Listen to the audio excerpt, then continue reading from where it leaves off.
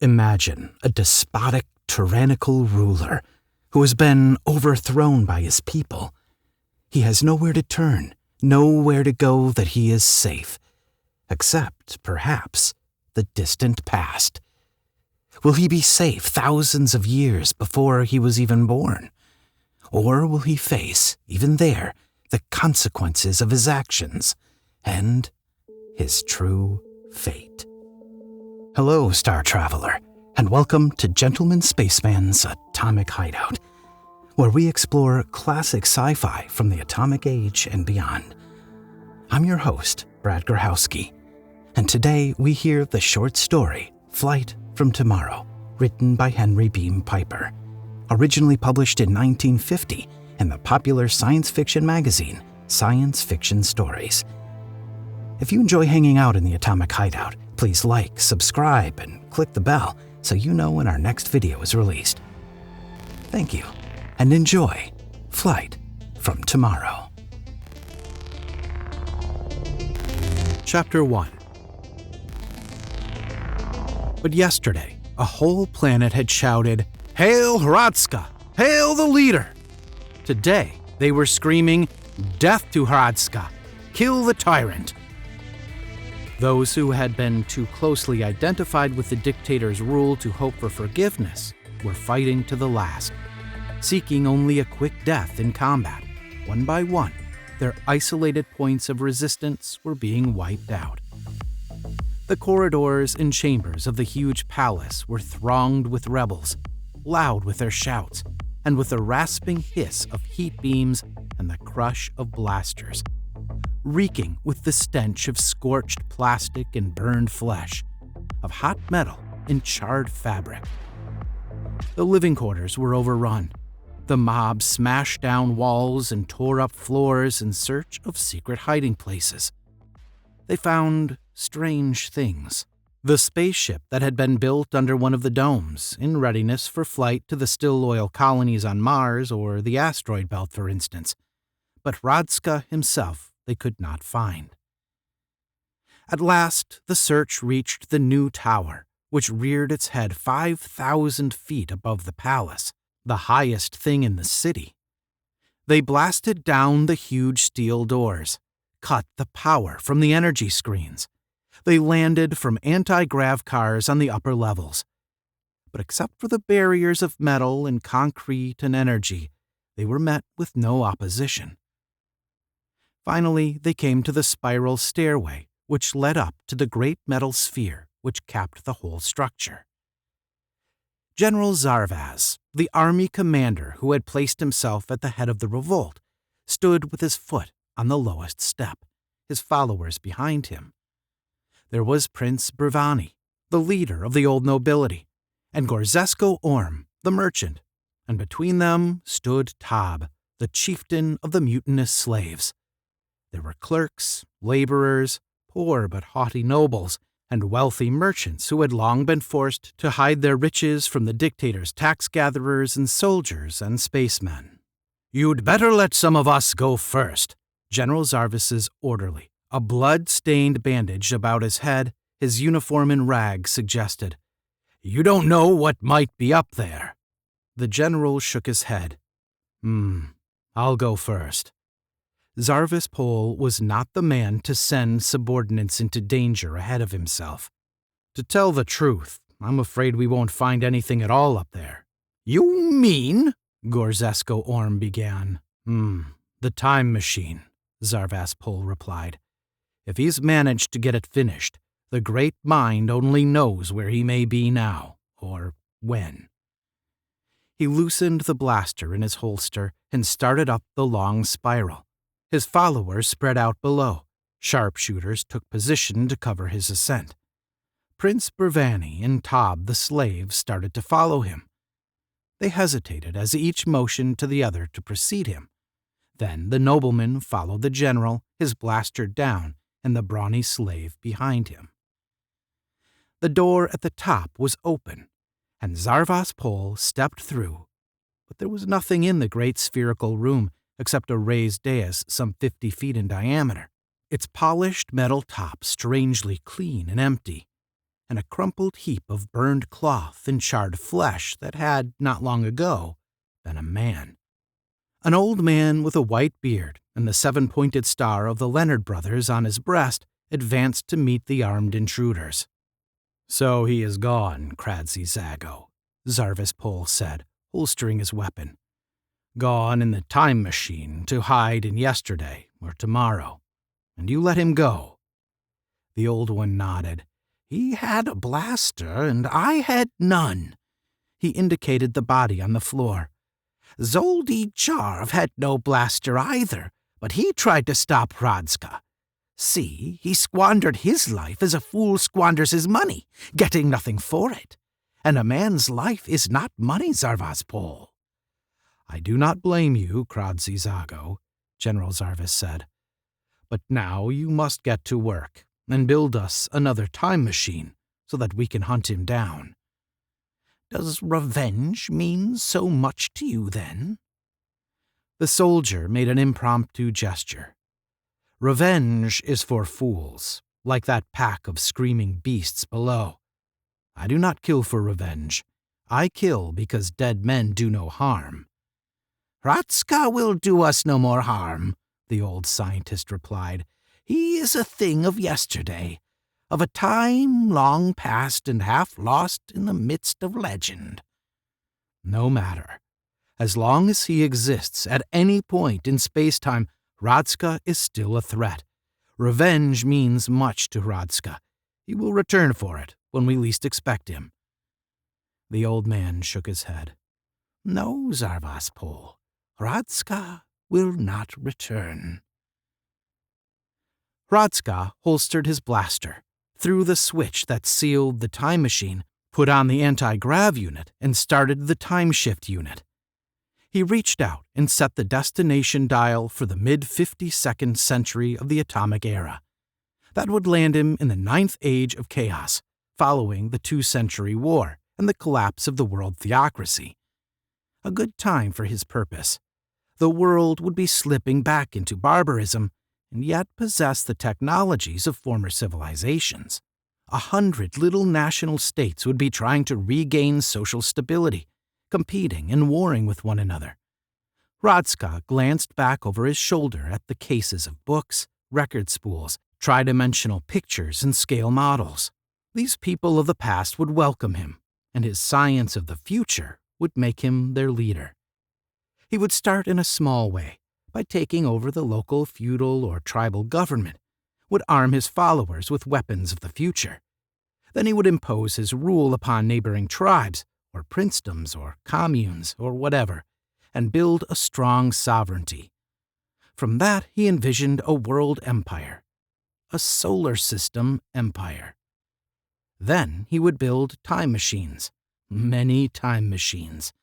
He would recruit an army such as the universe had never seen, a swarm of men from every age in the past. At that point, he would return to the 100th century of the atomic era to wreak vengeance upon those who had risen against him. A slow smile grew on Hradska's thin lips as he thought of the tortures with which he would put Zarvas Pol to death. He glanced up at the great disk of the indicator and frowned. Already he was back to the year 7500 AE, and the temporal displacement had not begun to slow. The disk was turning even more rapidly. 7,000, 6,000, 5,500. He gasped slightly. Then he had passed his destination.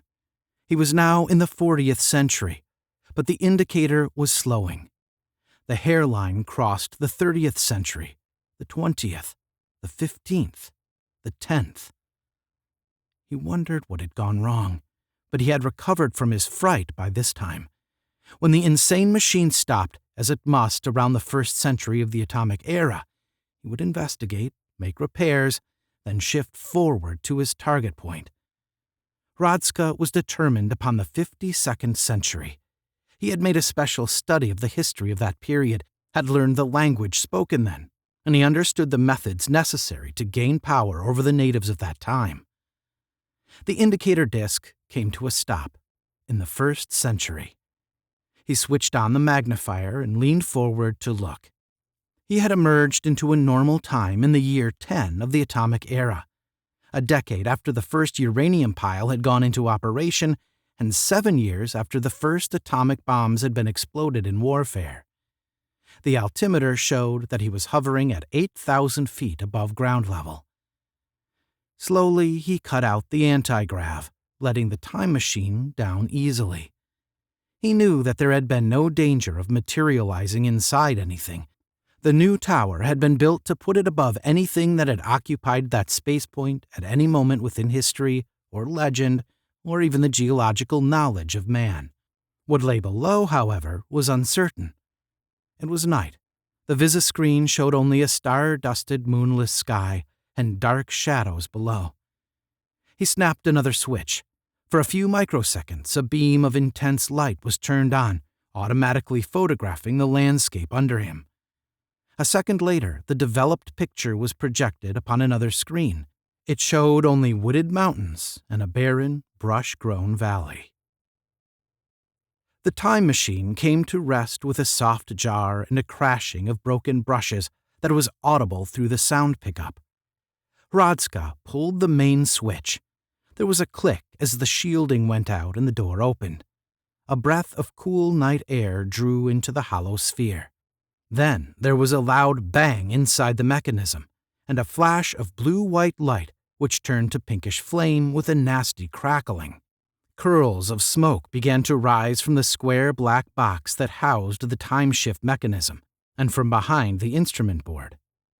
In a moment, everything was glowing hot.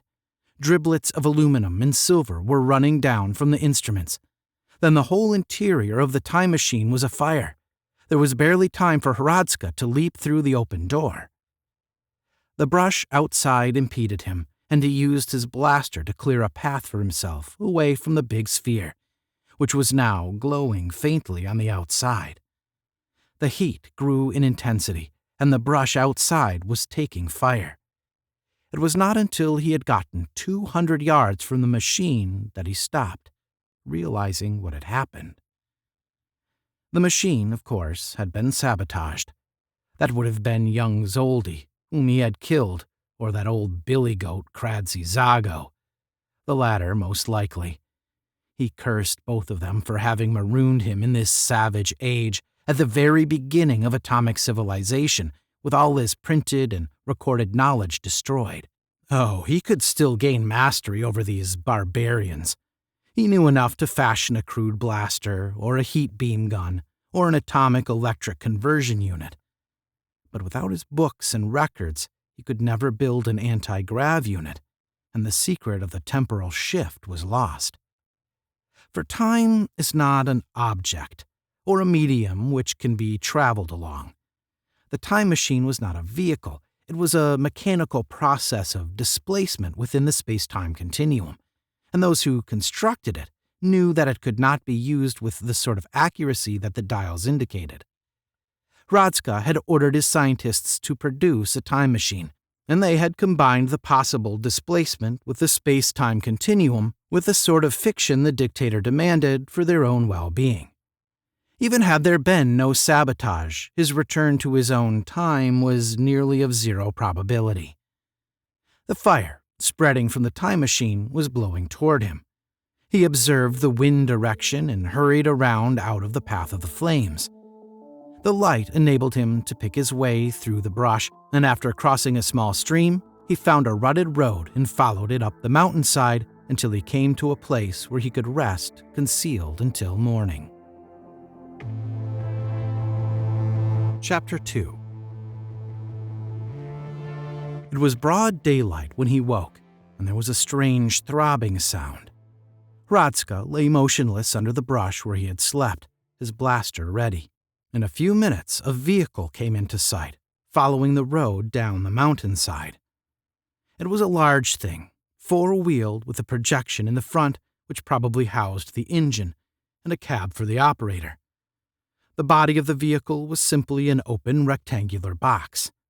There were 2 men in the cab, and about 20 or 30 more crowded into the box body. These were dressed in faded and nondescript garments of blue and gray and brown. All were armed with crude weapons: axes, billhooks, long-handled instruments with serrated edges, and what looked like broad-bladed spears. The vehicle itself, which seemed to be propelled by some sort of chemical explosion engine, was dingy and mud-splattered. The men in it were ragged and unshaven. Hradska snorted in contempt. They were probably warriors of the local tribe, going to the fire in the belief that it had been started by raiding enemies. When they found the wreckage of the time machine, they would no doubt believe that it was the chariot of some god and drag it home to be venerated. A plan of action was taking shape in his mind. First, he must get clothing of the sort worn by these people and find a safe hiding place for his own things. Then, pretending to be a deaf mute, he would go among them to learn something of their customs and pick up the language. When he had done that, he would move on to another tribe or village, able to tell a credible story for himself. For a while, it would be necessary for him to do menial work, but in the end, he would establish himself among these people. Then he could gather around him a faction of those who were dissatisfied with whatever conditions existed, organize a conspiracy, make arms for his followers, and start his program of power seizure. The matter of clothing was attended to shortly after he had crossed the mountain and descended into the valley on the other side. Hearing a clinking sound some distance from the road as of a metal striking stone, Hradska stole cautiously through the woods until he came within sight of a man who was digging with a mattock, uprooting small bushes of a particular sort, with rough gray bark and three-pointed leaves. When he had dug one up, he would cut off the roots and then slice away the root bark with a knife, putting it into a sack. Hradska's lip curled contemptuously. The fellow was gathering the stuff for medicinal use. He had heard of the use of roots and herbs for such purposes by the ancient savages. The blaster would be no use here. It was too powerful and would destroy the clothing that the man was wearing. He unfastened a strap from his belt and attached it to a stone to form a hand loop, then inched forward behind the lone herb gatherer. When he was close enough, he straightened and rushed forward, swinging his improvised weapon. The man heard him and turned, too late. After undressing his victim, Hradska used the mattock to finish him, and then to dig a grave. The fugitive buried his own clothes with the murdered man, and donned the faded blue shirt, rough shoes, worn trousers, and jacket. The blaster he concealed under the jacket, and he kept a few other 100th century gadgets. These he would hide somewhere closer to his center of operations. He had kept, among other things, a small box of food concentrate capsules, and in one pocket of the newly acquired jacket he found a package containing food. It was rough and unappetizing fare, slices of cold-cooked meat between slices of some cereal substance. He ate these before filling in the grave and put the paper wrappings in with the dead man. Then, his work finished, he threw the mattock into the brush and set out again, grimacing disgustedly and scratching himself. The clothing he had acquired was verminous. Crossing another mountain, he descended into a second valley, and for a time lost his way among a tangle of narrow ravines. It was dark by the time he mounted a hill and found himself looking down another valley, in which a few scattered lights gave evidence of human habitations. Not wishing to arouse suspicion by approaching these in the nighttime, he found a place among some young evergreens where he could sleep. The next morning, having breakfasted on a concentrate capsule, he found a hiding place for his blaster in a hollow tree. It was in a sufficiently prominent position so that he could easily find it again, and at the same time unlikely to be discovered by some native. Then he went down into the inhabited valley. He was surprised at the ease with which he established contact with the natives. The first dwelling which he approached, a cluster of farm buildings at the upper end of the valley, gave him shelter. There was a man, clad in the same sort of rough garments Hradska had taken from the body of the herb gatherer, and a woman in a faded and shapeless dress. The man was thin and work-bent, the woman short and heavy. Both were past middle age. He made inarticulate sounds to attract their attention, then gestured to his mouth and ears to indicate his assumed affliction.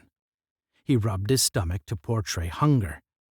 Looking about, he saw an axe sticking in a chopping block and a pile of wood near it, probably the fuel used by these people. He took the axe, split up some of the wood, then repeated the hunger signs. The man and the woman both nodded, laughing. He was shown a pile of tree limbs, and the man picked up a short billet of wood and used it like a measuring rule to indicate that all the wood was to be cut to that length. Hradska fell to work, and by mid-morning he had all the wood cut. He had seen a circular stone mounted on a trestle with a metal axe through it, and judged it to be some sort of grinding wheel, since it was fitted with a foot pedal and a rusty metal can was set above it to spill water onto the grinding edge. After chopping the wood, he carefully sharpened the axe, handing it to the man for inspection. This seemed to please the man. He clapped Hradska on the shoulder, making commendatory sounds. It required considerable time and ingenuity to make himself a more or less permanent member of the household. Hradska had made a survey of the farmyard, noting the sorts of work that would normally be performed on the farm, and he pantomimed this work in its simpler operations. He pointed to the east, where the sun would rise, and to the zenith, and to the west. He made signs indicative of eating, and of sleeping, and of rising, and of working. At length, he succeeded in conveying his meaning. There was considerable argument between the man and the woman, but this proposal was accepted, as he expected that it would. It was easy to see that the work of the farm was hard for this aging couple. Now, for a place to sleep and a little food, they were able to acquire a strong and intelligent slave. In the days that followed, he made himself useful to the farm people. He fed the chickens and the livestock, milked the cow, worked in the fields. He slept in a small room at the top of the house, under the eaves, and ate with the man and woman in the farmhouse kitchen. It was not long before he picked up a few words which he had heard his employers using and related them to the things or acts spoken of. And he began to notice that these people, in spite of the crudities of their own life, enjoyed some of the advantages of a fairly complex civilization. Their implements were not handcrafted products, but showed machine workmanship. There were 2 objects hanging on hooks in the kitchen wall which he was sure were weapons.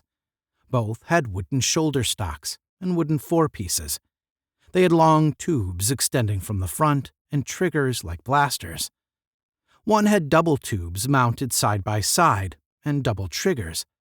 The other had an octagonal tube mounted over a round tube and a loop extension on the trigger guard.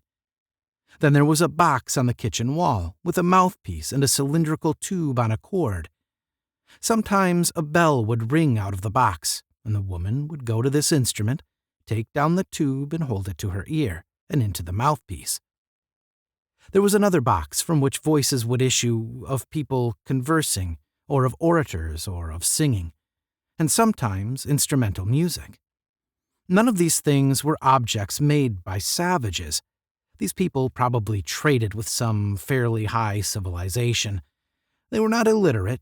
He found printed matter indicating the use of some phonetic alphabet, and paper pamphlets containing printed reproductions of photographs as well as verbal text.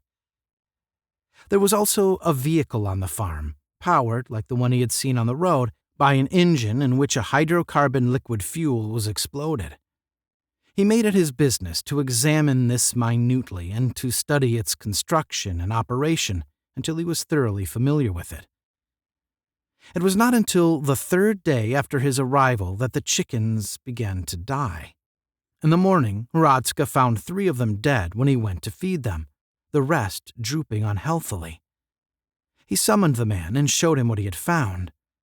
The next morning they were all dead, and the cow was sick. She gave bloody milk that evening, and the next morning she lay in her stall and would not get up. The man and the woman were also beginning to sicken, though both of them tried to continue their work. It was the woman who first noticed that the plants around the farmhouse were withering and turning yellow. The farmer went to the stable with Hradska and looked at the cow.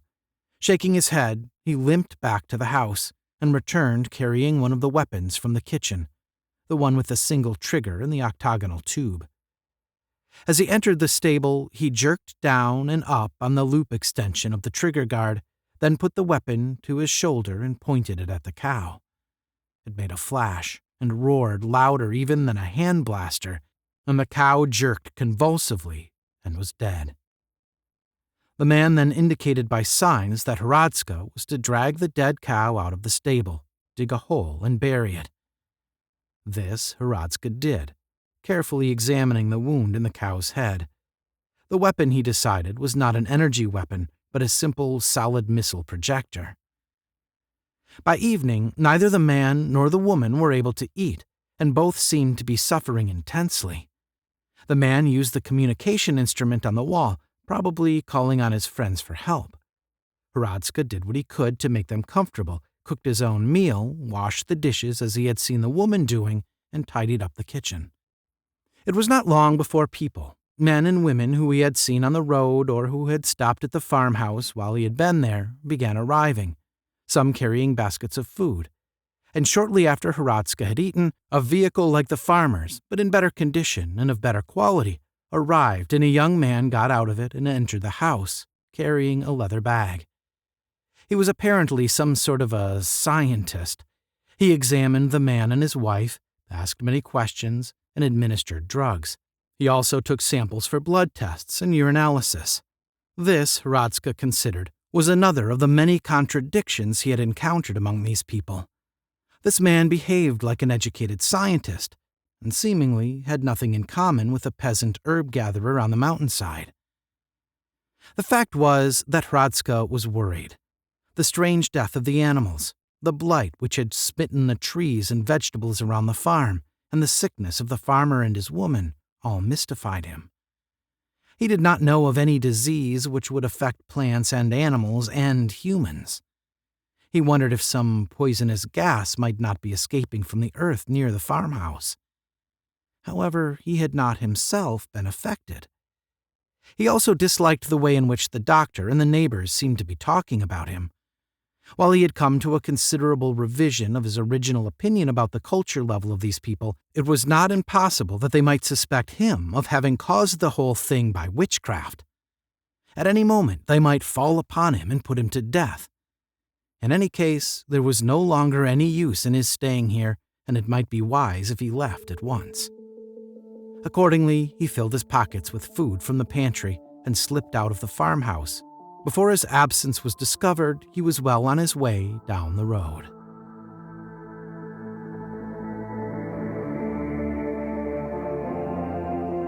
Chapter 3. That night, Hradska slept under a bridge across a fairly wide stream. The next morning, he followed the road until he came to a town. It was not a large place. There were perhaps 400 or 500 houses and other buildings in it. Most of these were dwellings like the farmhouse where he had been staying, but some were much larger and seemed to be places of business. One of these latter was a concrete structure with wide doors at the front. Inside, he could see men working on the internal combustion vehicles, which seemed to be in almost universal use. Hradska decided to obtain employment here.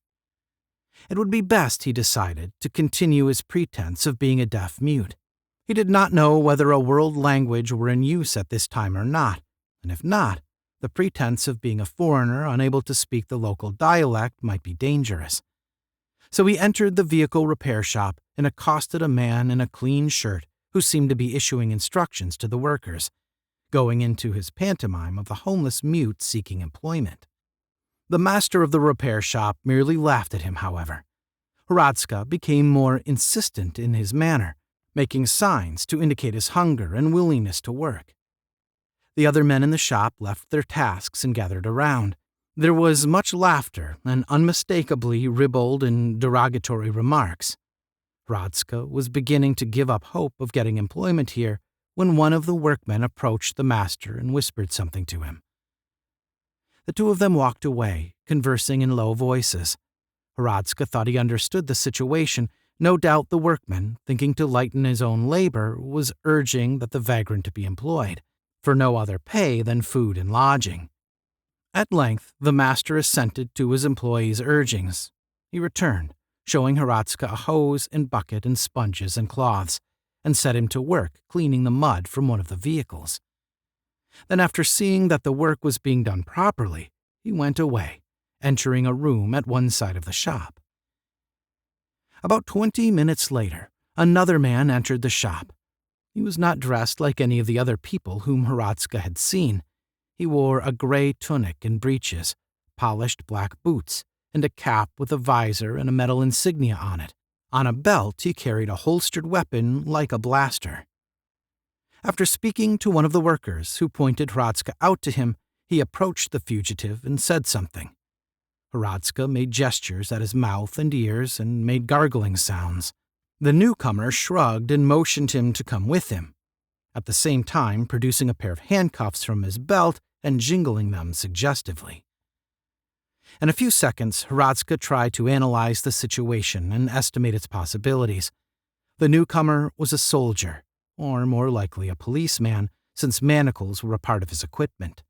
Evidently, since the evening before, a warning had been made public by means of communicating devices such as he had seen at the farm, advising people that a man of his description, pretending to be a deaf mute, should be detained and the police notified. It had been for that reason that the workman had persuaded his master to employ Hradska.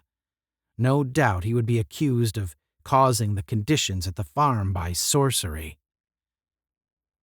Hradska shrugged and nodded, then went to the water tap to turn off the hose he had been using. He disconnected it, coiled it, and hung it up, and then picked up the water bucket. Then, without warning, he hurled the water into the policeman's face, sprang forward, swinging the bucket by the bail, and hit the man on the head. Releasing his grip on the bucket, he tore the blaster, or whatever it was, from the holster. One of the workers swung a hammer as though to throw it. Hradska aimed the weapon at him and pulled the trigger. The thing belched fire and kicked back painfully in his hand, and the man fell. He used it again to drop the policeman, then thrust it into the waistband of his trousers and ran outside. The thing was not a blaster at all, he realized, only a missile projector, like the big weapons at the farm, utilizing the force of some chemical explosive. The policeman's vehicle was standing outside. It was a small, single-seat, two-wheeled affair. Having become familiar with the principles of these hydrocarbon engines from examination of the vehicle on the farm, and accustomed as he was to far more complex mechanisms than this crude affair, Hradska could see at a glance how to operate it. Springing onto the saddle, he kicked away the folding support and started the engine. Just as he did, the master of the repair shop ran outside, one of the small hand weapons in his hand, and fired several shots. They all missed, but Hradska heard the whining sound of the missile passing uncomfortably close to him. It was imperative that he recover the blaster he had hidden in the hollow tree at the head of the valley. By this time, there would be a concerted search underway for him, and he needed a better weapon than the solid missile projector he had taken from the policeman. He did not know how many shots the thing contained, but if it propelled solid missiles by chemical explosion, there could not have been more than 5 or 6 such charges in the cylindrical part of the weapon, which he had assumed to be the charge holder. On the other hand, his blaster, a weapon of much greater power, contained enough energy for 500 blasts, and with it were 8 extra energy capsules, giving him a total of 4,500 blasts. Handling the two-wheeled vehicle was no particular problem. Although he had never ridden on anything of the sort before, it was child's play compared to controlling a 100th century strato-rocket, and Hradska was a skilled rocket pilot. Several times he passed vehicles on the road, the passenger vehicles with enclosed cabins and cargo vehicles piled high with farm produce. Once he encountered a large number of children gathered in front of a big red building with a flagstaff in front, from which a queer flag with horizontal red and white stripes and a white-spotted blue device in the corner flew. They scattered off the road in terror at his approach. Fortunately, he hit none of them, for at the speed at which he was traveling, such a collision would have wrecked his light vehicle. As he approached the farm where he had spent the past few days, he saw two passenger vehicles standing by the road.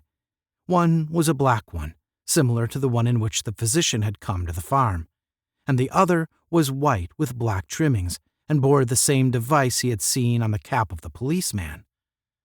A policeman was sitting in the driver's seat of this vehicle, and another policeman was standing beside it, breathing smoke with one of the white paper cylinders these people used. In the farmyard, two men were going about with a square black box. To this box, a tube was connected by a wire, and they were passing the tube about over the ground. The policeman who was standing beside the vehicle saw him approach and blew his whistle, then drew the weapon from his belt. Hradska, who had been expecting some attempt to halt him, had let go the right-hand steering handle and drawn his own weapon. As the policeman drew, he fired at him. Without observing the effects of the shot, he sped on. Before he had rounded the bend above the farm, several shots were fired after him. A mile beyond, he came to the place where he had hidden the blaster. He stopped the vehicle and jumped off, plunging into the brush and racing toward the hollow tree. Just as he reached it, he heard a vehicle approach and stop, and the door of the police vehicle slam. Hradska's fingers found the belt of his blaster.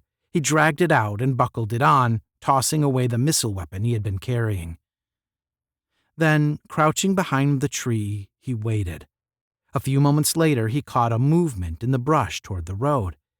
He brought up the blaster, aimed, and squeezed the trigger. There was a faint bluish glow at the muzzle, and a blast of energy tore through the brush, smashing the molecular structure of everything that stood in the way. There was an involuntary shout of alarm from the direction of the road. At least one of the policemen had escaped the blast.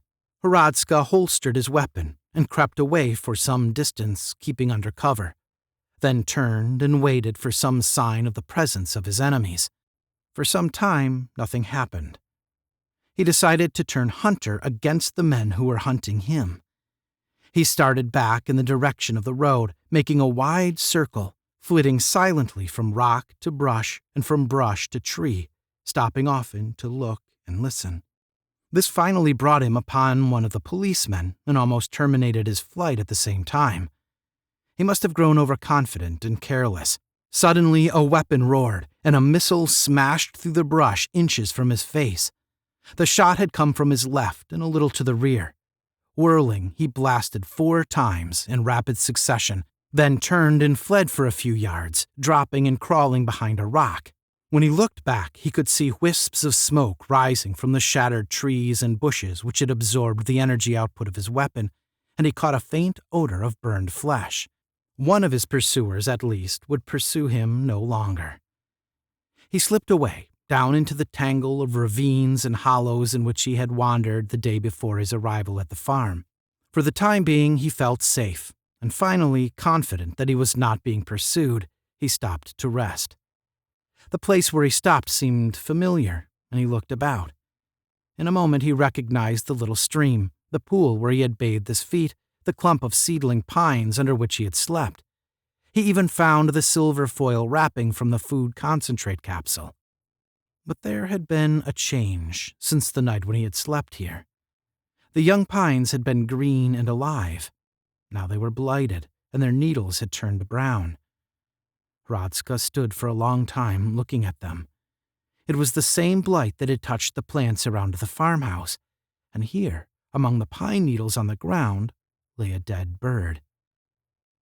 It took some time for him to admit to himself the implications of vegetation. The chickens, the cow, the farmer and his wife had all sickened and died. He had been in this place, and now, when he had returned, he found that death had followed him here, too. During the early centuries of the atomic era, he knew, there had been great wars, the stories of which had survived even to the 100th century.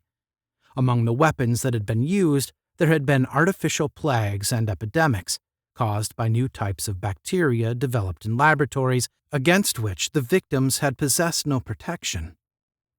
Those germs and viruses had persisted for centuries and gradually had lost their power to harm mankind.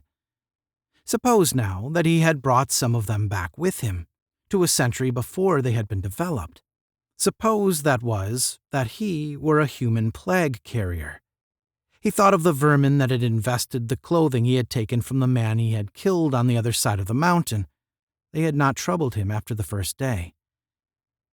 There was a throbbing, mechanical sound somewhere in the air. He looked about and finally identified its source. A small aircraft had come over the valley from the other side of the mountain and was circling lazily overhead. He froze, shrinking back under a pine tree. As long as he remained motionless, he would not be seen, and soon the thing would go away. He was beginning to understand why the search for him was being pressed so relentlessly. As long as he remained alive, he was a menace to everybody in this first-century world. He got out his supply of food concentrates, saw that he had only 3 capsules left, and put them away again. For a long time, he sat under the dying tree, chewing on a twig and thinking. There must be some way in which he could overcome or even utilize his inherent deadliness to these people. He might find some isolated community, conceal himself near it, invade it at night and infect it, and then when everybody was dead, move in and take it for himself. But was there any such isolated community? The farmhouse where he had worked had been fairly remote, yet its inhabitants had been in communication with the outside world, and the physician had come immediately in response to their call for help. The little aircraft had been circling overhead, directly above the place where he lay hidden. For a while, Hradska was afraid it had spotted him and was debating the advisability of using his blaster on it. Then it banked, turned, and went away. He watched it circle over the valley on the other side of the mountain and got to his feet.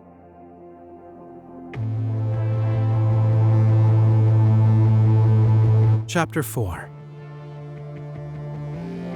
Almost at once there was a new sound, a multiple throbbing at a quick, snarling tempo that hinted at enormous power, growing louder each second. Hradska stiffened and drew his blaster. As he did, 5 more aircraft swooped over the crest of the mountain and came rushing down toward him, not aimlessly, but as though they knew exactly where he was. As they approached, the leading edges of their wings sparkled with light. Branches began flying from the trees about him, and there was a loud hammering noise. He aimed a little in front of them and began blasting. A wing flew from one of the craft, and it plunged downward. Another came apart in the air. A third burst into flames.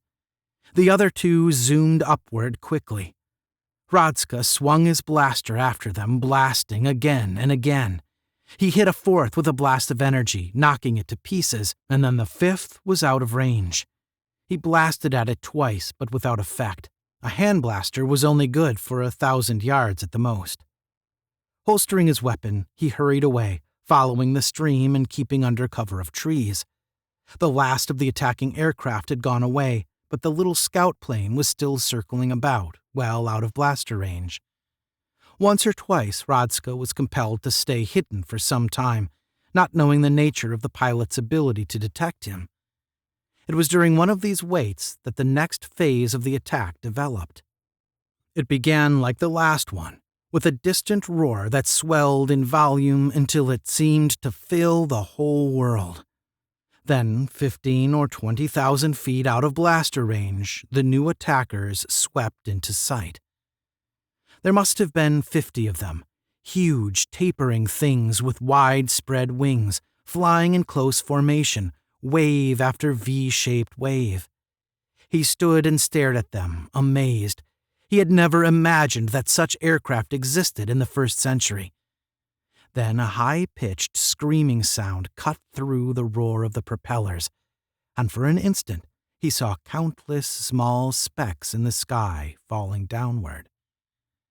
The first bomb salvo landed in the young pines, where he had fought against the first air attack. Great gouts of flame shot upward, and smoke, and flying earth and debris. Hradska turned and started to run. Another salvo fell in front of him. He veered to the left and plunged on through the undergrowth.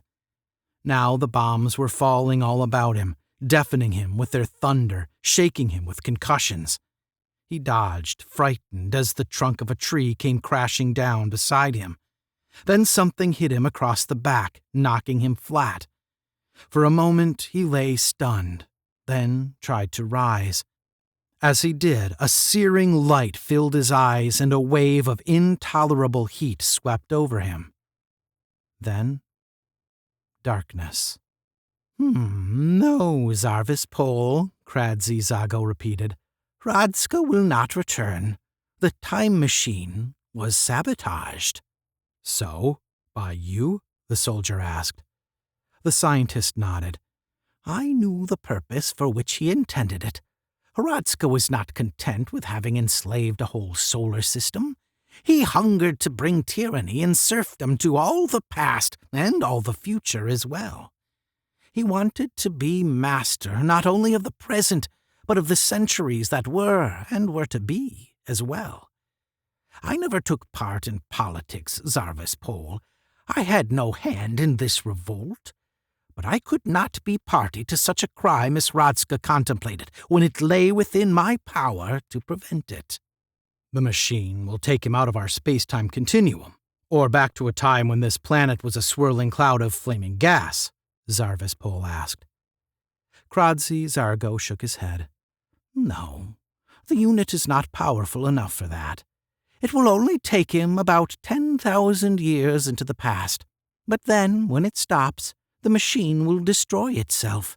It may destroy Hradska with it, or he may escape, but if he does, he will be left stranded 10,000 years ago when he can do us no harm.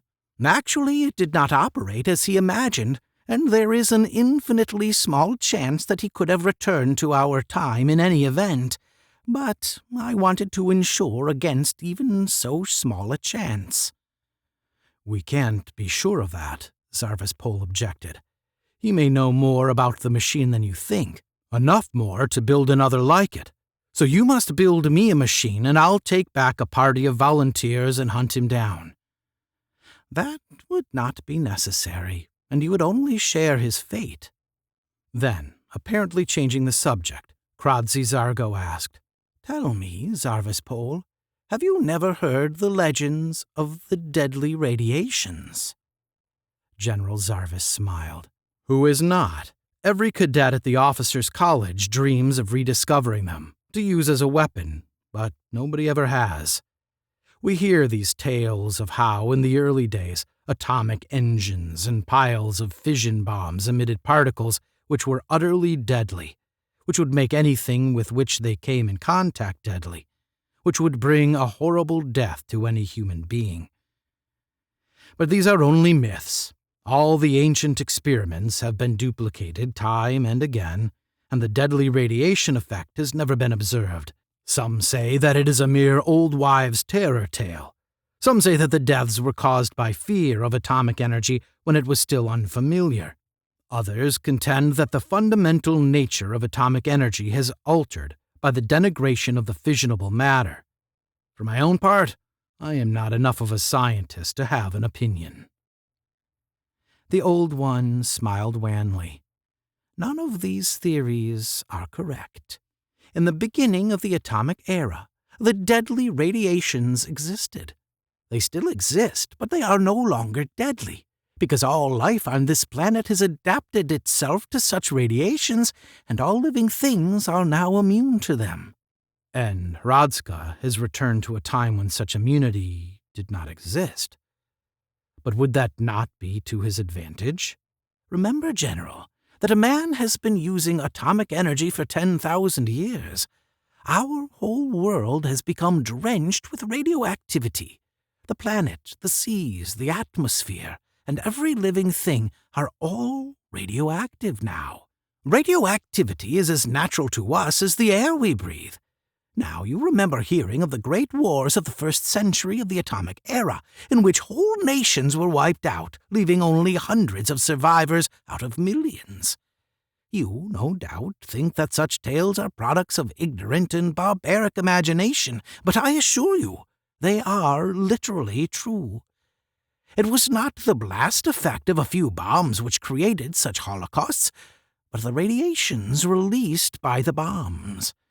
And those who survived to carry on the race were men and women whose systems resisted the radiation, and they transmitted to their progeny that power of resistance. In many cases, their children were mutants, not monsters, although there were many of them too which did not survive, but humans who are immune to radioactivity. An interesting theory, Kradzi-Zago, the soldier commented, and one which conforms both to what we know of atomic energy and to the ancient legends. Then you would say that those radiations are still deadly to the non-immune. Exactly. And Hradska, his body emitting those radiations, has returned to the first century of the atomic era, to a world without immunity. General Zarvis' smile vanished. Man, he cried in horror, you have loosed a carrier of death among those innocent people of the past. Kradzi-Zago nodded. That is true. I estimate that Hradska will probably cause the death of 100 or so people before he is dealt with. But dealt with he will be. Tell me, General, if a man should appear now out of nowhere, spreading a strange and horrible plague wherever he went, what would you do? Why, I'd hunt him down and kill him, General Zarvis replied. Not for anything he did, but for the menace he was. And then I'd cover his body with a mass of concrete bigger than this palace. Precisely, Kradzi-Zago smiled. And the military commanders and political leaders of the first century were no less ruthless or efficient than you. You know how atomic energy was first used? There was an ancient nation, upon the ruins of whose cities we have built our own, which was famed for its idealistic humanitarianism. Yet that nation, treacherously attacked, created the first atomic bombs in self-defense and used them. It is among the people of that nation that Hradska has emerged. But would they recognize him as the cause of the calamity he brings among them? Of course. He will emerge at the time when atomic energy is first being used. They will have detectors for the deadly radiations, detectors we know nothing of today, for a detection instrument must be free from the thing it is intended to detect, and today everything is so radioactive. It will be a day or so before they discover what is happening to them, and not a few will die in that time, I fear. But once they have found out what is killing their people, Hradska's days, no, his hours, will be numbered. Ugh, a mass of concrete bigger than this palace, Tob the slave repeated General Zarvis' words. The ancient spaceport. Prince Burvani clapped him on the shoulder. Tob, man, you've hit it. You mean, Kradzi-Zago began. Yes, you all know of it. It stood for nobody knows how many millennia, and nobody's ever decided what it was to begin with, except that somebody once filled a valley with concrete, level from mountaintop to mountaintop. The accepted theory is that it was done for a firing stand for the first moon rocket. But gentlemen, our friend Tobbs explained it. It is the tomb of Hradska, and it has been the tomb of Hradska for 10,000 years before Hradska was born. Thank you for joining us for Flight from Tomorrow, written by Henry Beam Piper, presented by Gentleman Spaceman's Atomic Hideout. For more information about Gentleman Spaceman's Atomic Hideout, visit thevoiceofbrad.com/spaceman. The Gentleman Spaceman's Atomic Hideout is written, produced, edited, and performed by Brad Grahowski. Thank you, and journey well among the stars.